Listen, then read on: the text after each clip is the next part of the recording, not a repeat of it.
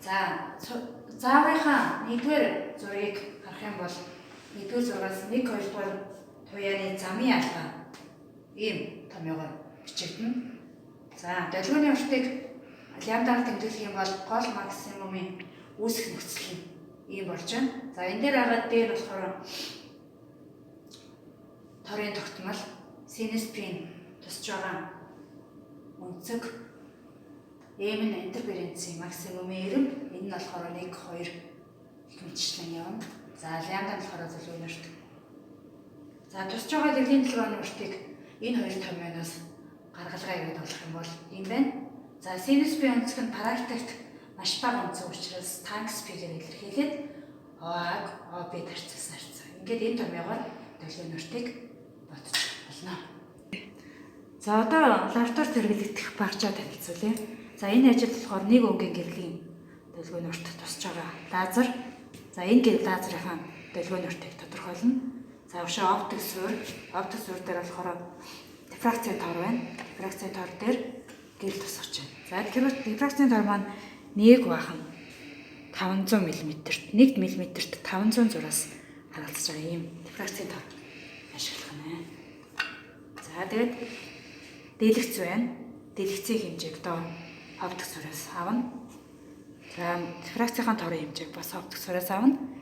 За тэгээ хэмжилтээ яаж хийх вэ гэхээр энэ тусч байгаа долгионы уртыг аль болох тод байхаар фокусаа тааруулаад за тэгээ дэлгэцийн хөдөлгөөнгүй нэг байдалд байлгачихна. За жишээлбэл одоо энийг энэ дэлгэц маань 5 мм дээр байгаа бол энийг 20 мм дээр тавиад эхэлж байна.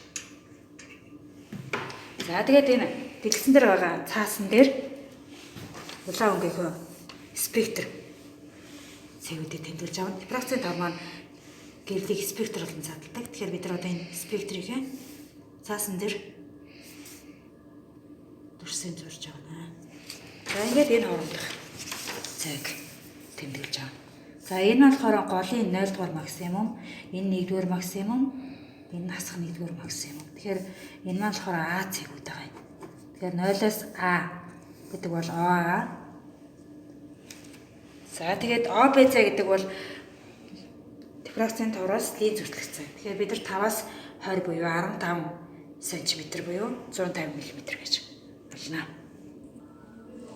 За одоо дараагийн амжилтыг эхлүүлье. Тэгэхээр бид нар түрүүний амжилт маань 5-аас 20 см-ийн хооронд байсан бол одоо 19-оос жоохон нэг ойртол дэлгэц рүү гэн. 19-оос 5-ын хооронд буюу 14 см-т амжилтаа эхлэе. Тэгэхээр цаасан дээрээ сая хэмжээгээ дахиж тэмдэглэе. Хийх мэтлэн амжилттай 3-аас 5 удаа амжилт. Энэ ажилтар болохоор 12 удаа амжилтыг тавтаг гинэ. За одоо бид нар сая хэмжсэн 3 амжилт авсан.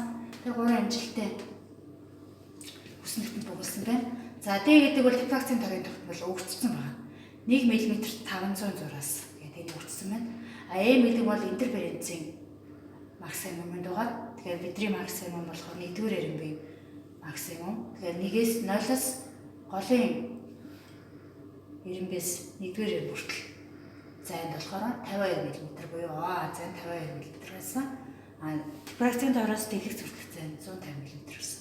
За энийг бид нар одоо нөгөө долгионы урт болох томьёонд оруулаад одоо дараа нь дүүсэж авлаа. Тэгээд австууд болон харьцангуй алдаг.